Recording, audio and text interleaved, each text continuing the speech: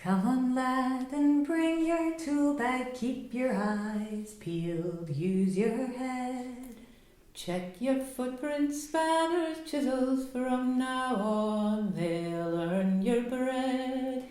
Keep your eyes on the older fitters. They're the boys who know their stuff. One day you will do their job if you're smart and keen enough. Come on, lads, and take your place among the men who serve your trade. Scalers, cokers, valvesmen, stokers, this is where the gas is made. Mind your eye with that red-hot poker. Read your heat and see it's right. Leave your range in decent order for the lads on shift tonight. Leave your range in decent order for the lads on shift tonight. I don't know, I'm not really sure that I knew what to expect, or like and I definitely didn't know what the work was going to entail and like the kind of focus of work that there would be here. And just had like quite a broad idea, I suppose, of like what joinery entails, and knew that it would involve like going to college and stuff because there's a mix of on-site learning and then that more like structured education. But it's been really interesting, and it's quite interesting as well, like learning about how all of the different trades integrate. So there's a lot of that as well, and like the joinery that we do isn't just woodwork. It really does get involved in a lot of other stuff as well. But yeah, before starting here, I didn't really realise how much of a sort of historical restoration element there was to it. Before I even became an apprentice, I didn't think it was possible for me to be an apprentice because I'm 38, so I'm an older apprentice, I'm an adult apprentice. So before that, I didn't even know it was an option until I bumped into Kev, who works here, who's my manager now, and he offered me the position as an apprentice, and I was like, I'm a bit old for that, mate. Are you sure? And he's like, no, you can do it. And I'm like, all right then. And he phoned me the next again day, and then he offered me an apprenticeship here. So I took from what I expected to be an apprentice was totally different from what it is. Like, because I'm in college with kids who are like 16, 17 and stuff as well. And it was a bit daunting at first, but now I'm actually quite enjoying it, and they're actually quite fun as well. So it's quite good, yeah. And we've done the drawing for that, for the actual full size drawing. And then we bought some stone from the yard, like sawn cutted stone.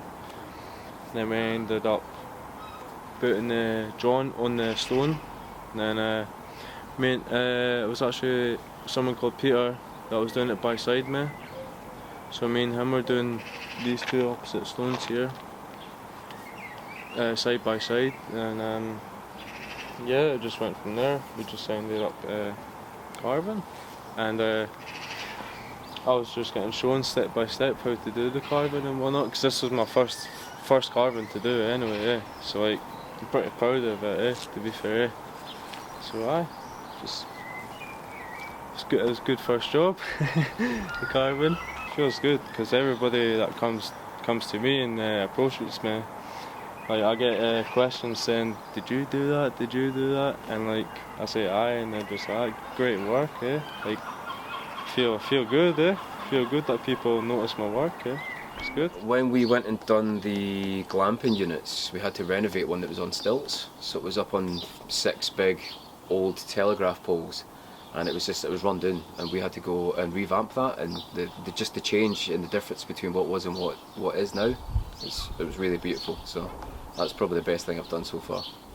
I designed this chair that's quite cool, and that's just nice because it's like it doesn't have any fixings or anything. It all just sort of slots together, and it's all just like cutouts from a piece of ply, so it's just like quite nice and neat.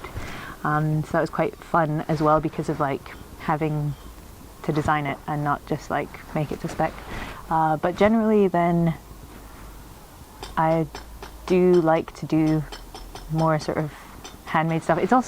It's a mix as well, right? Because like, so in building 4, which is the building that's been kind of renovated all using traditional means and remade as it would have been, then like detail work like making the windows that we put into it is really lovely, because it's just sort of beautiful to see something like that being remade and like existing now as it did in other ways. And there's other things, like at the moment then we're working on restoring a Victorian glass house, which is amazing. It's like this beautiful thing, and it's pretty run down, but it's just this fabulous little building that stood there for like such a long time, and a lot of the wood in it, especially on the sort of astragals of the windows, is quite rotten, and so we've been like remaking a lot of those, and it's really cool to like, because you know we're taking it apart, and then if things are too rotten then we remake them, and so it's lovely seeing these old pieces and replicating them, and just like being aware that, you know, somebody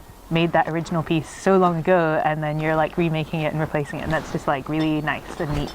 Most apprentices and stuff that I know, they are working on normal building sites or in workshops and stuff, but this, we've got like 150-year-old buildings that we're renovating and bringing back and using the old like old planes and the way they used to do it to keep it as close as it was as possible back then, and I think that's pretty good. It really is a mix. We do all sorts of different stuff. So like we've made a few bridges, and those are sort of bigger scale outside contracted things. We've done like, we've made like polytunnels, we've made some doors and fitted doors and stuff like that, and some like house repairs, and also because of working at the Ridge, then sometimes we just do other work that's kind of less joinery focused, but it's just work that needs doing here. So like all of the work that's been going on today of digging up that road is to install services, and so it really is a mix, which I also really like. Having gone to college, then there's, you know, you meet people who do other kinds of stuff, and I love working here because it's really interesting and we do lots of different stuff, and it's lovely getting to work outside, and it's not just like, you know, building kit houses on a building site or anything like that. It's also actually one of the, this is off piste a little bit, but off track rather, but especially, it's really especially like hit home for me from going to college and thinking and learning about all this other stuff, because like the things that we do at school are a lot more like core things that I think a lot of people would be doing who are like working on building sites and stuff. So we're like learning how to make a proper floor and lay joists, and like learning how to do timber framing and stuff like that, which is what you'd get in all these new build houses, and it's really made it apparent to me how much I like and how important it is to me to be working here and doing the kind of stuff that we're doing, because like the construction industry is like insanely wasteful, and creates so much rubbish, and like, you know, a lot of new houses that are being made aren't really being made to last, and there isn't, and it's so terrible, like there isn't enough restoration work that goes on, so many of these old stone Scottish buildings and stuff like that don't get repaired properly, fall into disrepair, and then eventually just get knocked down, and we build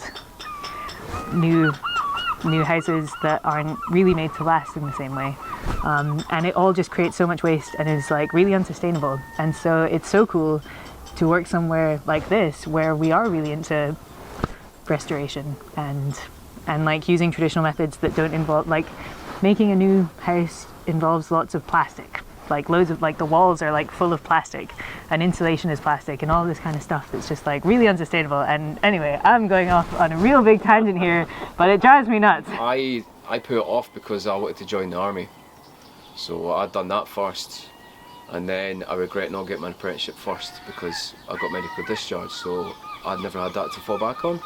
So I think being an apprentice it's a bit daunting at first, and it's obviously, it's like go back at school for a wee bit because you have to go to college, but I mean it's rewarding. I would definitely go for it. Like I think one of the main impacts it has on me is like, it's the first time in ages, I think, that I've done something that I completely don't know how to do, and like just started from scratch. Like all the jobs I've had before this have been kind of in the same area and stuff and things that I know, and out with joinery, then like, you know, I do lots of music, and that's just been what I've done for a long time. So starting this was like really a step into the unknown, and also like, you know, different. Like I'm the only girl who's an apprentice here, and I'm also the only girl in my class at college, and so that's like a little bit different and all that kind of stuff. So I suppose it's just been like really nice to get involved with something like that, and to just have to sort of go for it. And also, everyone's really sound, and it's fun, and like, yeah, I think it's just been like nice to kind of develop in a completely new way. Aye, go for it, because like in the long run, it's worth it. Because who knows what you could be then in 4 years' time? When you complete your apprenticeship, you could have your own business, make a lot of money as well. That's my main goal. Make some money at the end of the day, have a good time with it, and that. Like at the start, I was just childish. I was just like, didn't care. I was just that. But now it's matured me a lot. I've got a good work ethic to the job as well. Like, I don't just do the job for the money. I do the job to actually like enjoy what I do. So yeah, it's just good. Our modern-day apprentices were not the first to work Dunbar's Backlands. In amongst the rubble and the dirt, archaeologists have uncovered medieval monks, a Victorian shoemaker, and even an Edwardian butcher, all working and living in that space.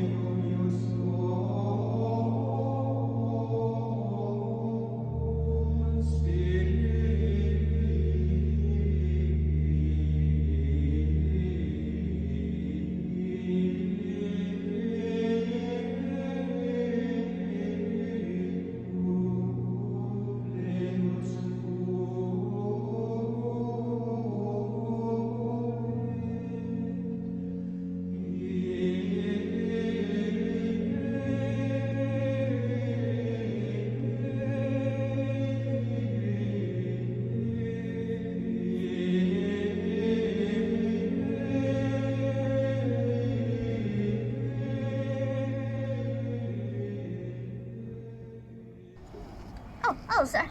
My name's John. No, I'm sorry, sir. I'm not the abbot. I only came to the monastery a couple of months ago. Mother said that the church would give me a better life. I grew up here. Watched it be built, Trinity Friars Monastery. Didn't expect I'd be planting herbs, though.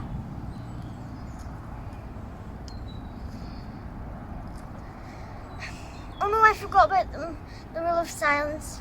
Oh, I'm never gonna be abbot now. I'm dedicating my life to God. I don't have much, just my clothes, my knife, and my handkerchief. I wake up at the crack of dawn. I say my prayers. Then it's morning mass. Work in the garden.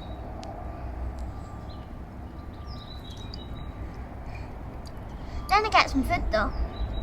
But I have to do more work. And if I don't finish today, then it's more work I have to do tomorrow. There's not lots of us, so we have plenty of good food. But don't tell the abbot this, but sometimes I steal some berries, but not often. And I hate the silence. I'm always noisy. Okay, I really need to stop talking. Hi, I'm Henry and I'm a monk's apprentice. I love everything about being a monk. Well, except meal times.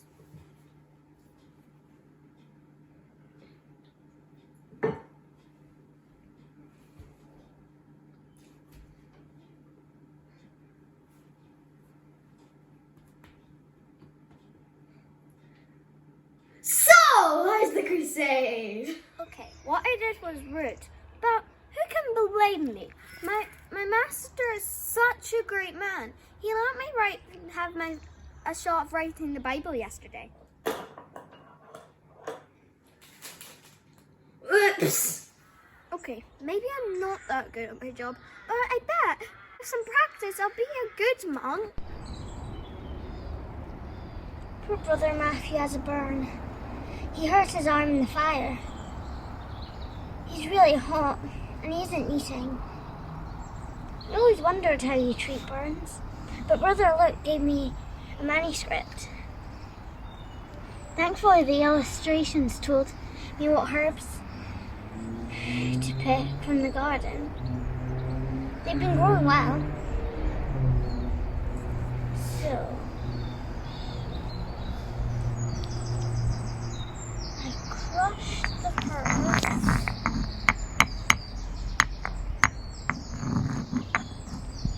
Then add the poppy seeds.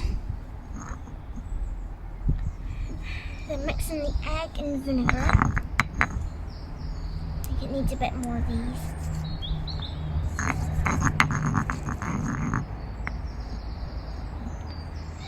And the eggs and vinegar to the paste. Finally! I've made the cure. Looks good. Doesn't smell too bad.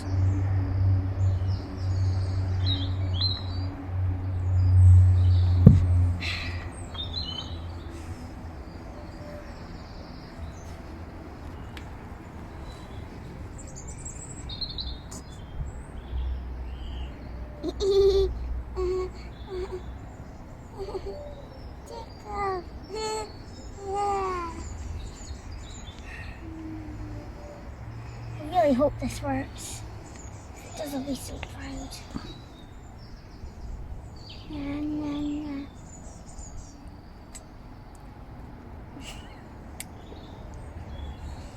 Oh, good. Yay, he's eating.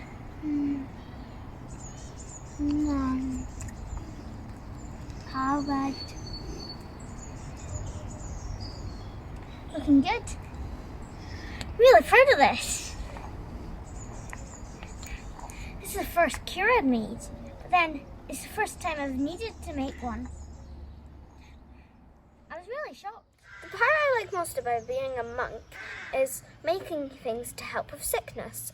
This is a linen bandage. They're really expensive, so usually we use moss to pack the wounds, and we put honey on it as well to help with to prevent yellow bile. I like doing. This is my favorite part of being a monk because I like helping people. Every morning I wake up at 5 a.m, quickly get ready and then start my walk to work.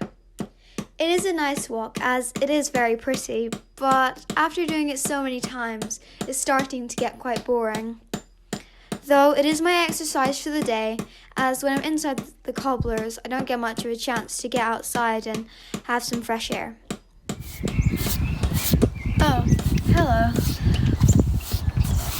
I'm the apprentice cobbler. I've been here for almost a year now and, well, I'm still only fixing shoes. My work's okay, but I think I would just like a change now. I shouldn't even be here. It's only because my brother died of scarlet fever last month. I can't believe it's finally finished. I spent ages working on this shoe and it turned out so well. It's so smooth and the stitches are so clean and tidy and it's so soft on the inside. It has a nice sturdy bottom. I do hope the master cobbler likes it. I'll be very disappointed if he doesn't, but I'm just so happy with it.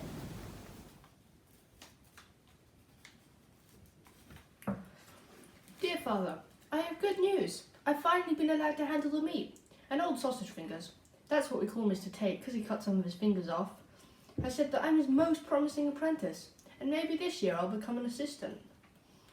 How are Mother and my dear sisters? I hope they are well.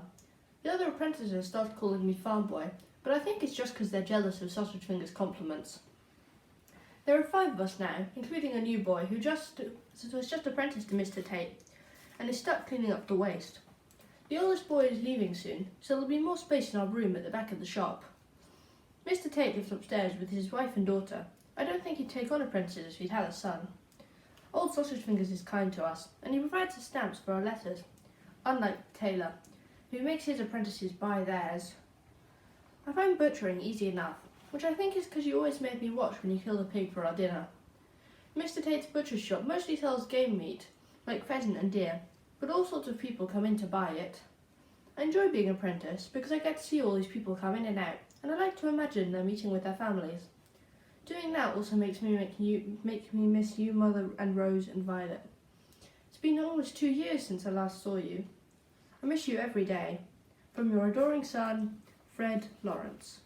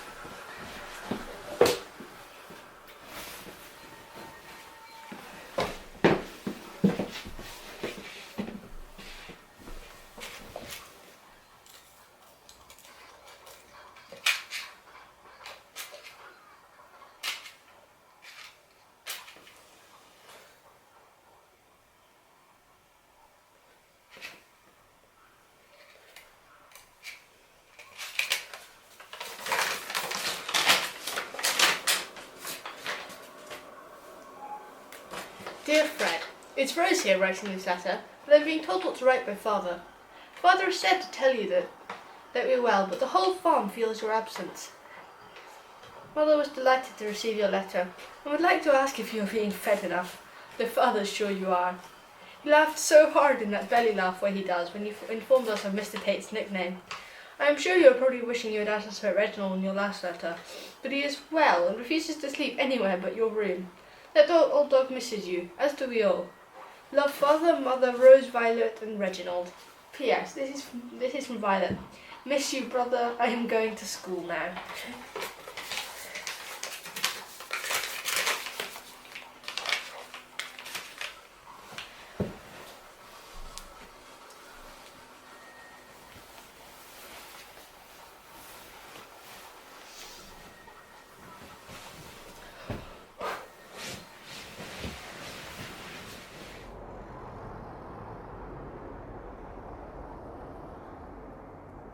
Here is the high street, which when day first dawns is hushed enough that you can hear the birds. The painted shop fronts brightly lie in wait, and those who keep them totter out with yawns to open up their doors and shutters.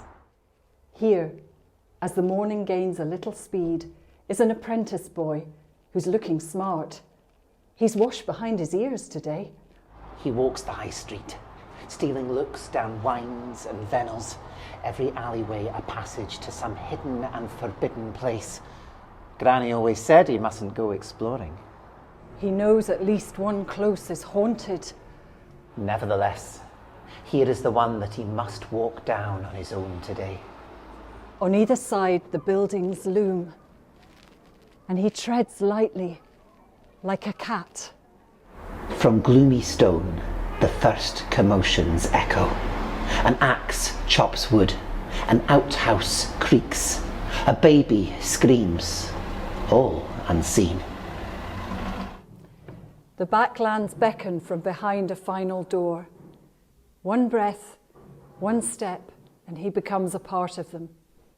Here are the craftsmen with their tools, the workshops, gardens and the pens, and at every master's elbow stands a boy.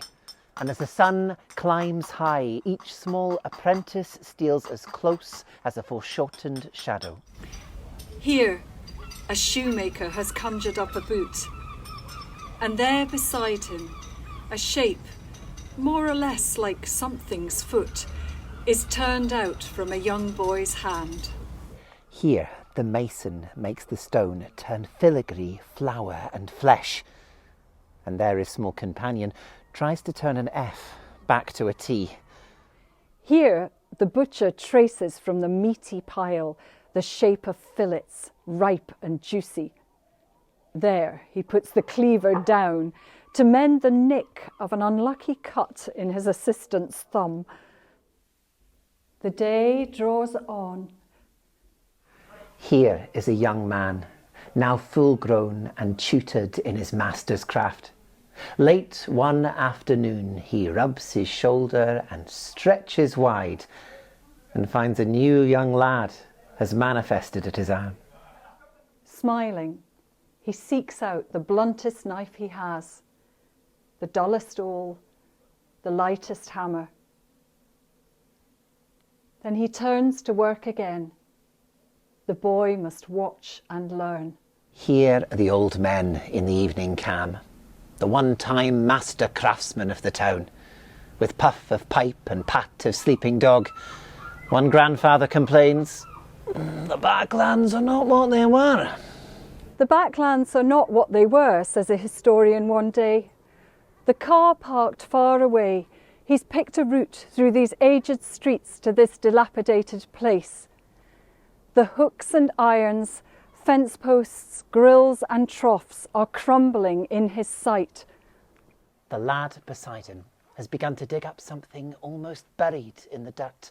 A bottle, buckle, coin or shoe. The elder kneels beside him and with brush and trowel says, "Not like that," and shows him how it's done. The proper way. Amongst the ruined stone, a fledgling watches from his nest. and for the first time tries his wings. Oh dear me, the mill's gain fast.